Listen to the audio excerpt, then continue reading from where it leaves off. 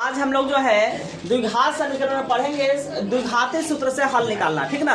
द्विघाती सूत्र का उपयोग करके द्विघात समीकरणों के हल ज्ञात करेंगे।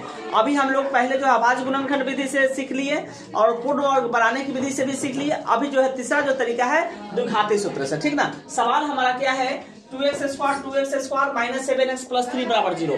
तो अगर इसका सबसे पहले हम लोग अस्तित्व चेक करेंगे, अस्तित्व है कि नहीं है। इसके लिए हम लोग विवेचक निकालेंगे। विवेचक निकालने के लिए a, b और c का हम लोग वैल्यू निकालेंगे। a का वैल्यू क्या होता है, तो x² में जो होता है x² का जो गुणज होता है, यानी इसके गुना में कितना है 2 है, तो वो a का वैल्यू हो गया। और x का जो गुणांक होता है वो -7 है, वो b का वैल्यू होता है। और जो अचर पद होता है कांस्टेंट टर्म, वो होता है c का वैल्यू, ठीक है। abc निकल गया। अब हम लोग क्या निकालेंगे, d निकालेंगे, विवेचक। d बराबर फॉर्मूला क्या होता है, b² माइनस में 4ac, ठीक है। b² माइनस 4ac होता है। तब देखिए b का वैल्यू कितना है, -7 है, तो -7 का स्क्वायर माइनस 4 गुना a का वैल्यू देखिए 2 है, और गुना c का वैल्यू कितना है 3 है। अब इसको हम लोग गुना करेंगे तो 7 49 माइनस माइनस प्लस हो जाएगा, ठीक ना जी। और माइनस 4 दूनी 8 त्रिका 24 हो जाएगा। कितना हो जाएगा, 24 हो जाएगा। अब देखिए 49 में से 24 जाएगा तो कितना होगा, 25 हो जाएगा। इसका मतलब है कि d का वैल्यू कितना आया है, 25, यानी प्लस में आया है ना जी। d क्या हो गया, 0 से बड़ा हो गया। d क्या हो गया, 0 से बड़ा हो गया। अगर d 0 से बड़ा है, इसका मतलब है कि इसका मूल कैसा होगा, वास्तविक एवं समान होगा। कैसा होगा, वास्तविक एवं समान होगा। तो लिख देंगे हम लोग, आता है मूल क्या है आपको, वास्तविक एवं क्या है, असमान, क्या है, असमान है।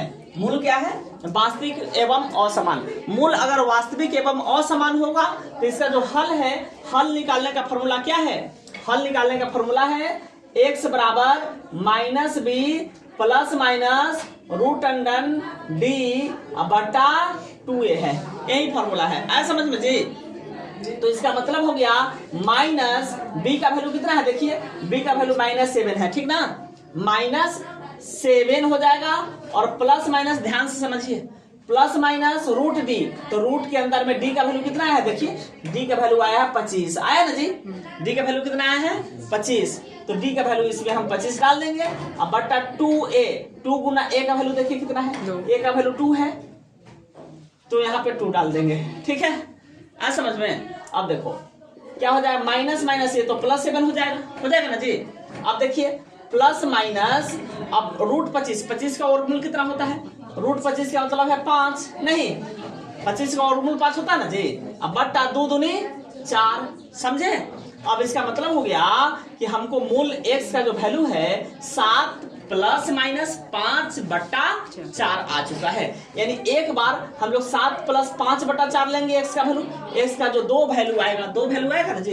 एक बार 7 प्लस 5 बट्टा 4 आएगा, तो 7 5 12 बट्टा 4 आएगा, तो 4 तिहाई के 12 यानी 3 आया है ना जी। एक बार x बराबर हम लोग क्या लेंगे, 7 प्लस ले लिए तो आपकी बार माइनस लेंगे, है ना समझ में। -5 बट्टा 4, तो 7 में से 5 जाएगा तो कितना होगा, 2 आएगा, और 2 बट्टा 4, 2 दूनी 4, तो 1/2, यानी x का हमको वैल्यू कितना आया, एगो आ गया प्लस आ गया 3 आ गया, और एगो प्लस में आया 1/2, यानी x का हमारे पास 2 मान आया है। यही हमारा क्या हुआ, आंसर हुआ। ऐसा समझ में सभी लोगों को। अगर आ गया समझ में तो एक दूसरा सवाल है होमवर्क के लिए, वह सवाल आप लोग बनाएंगे। सवाल जो है वो कितना है, 2x²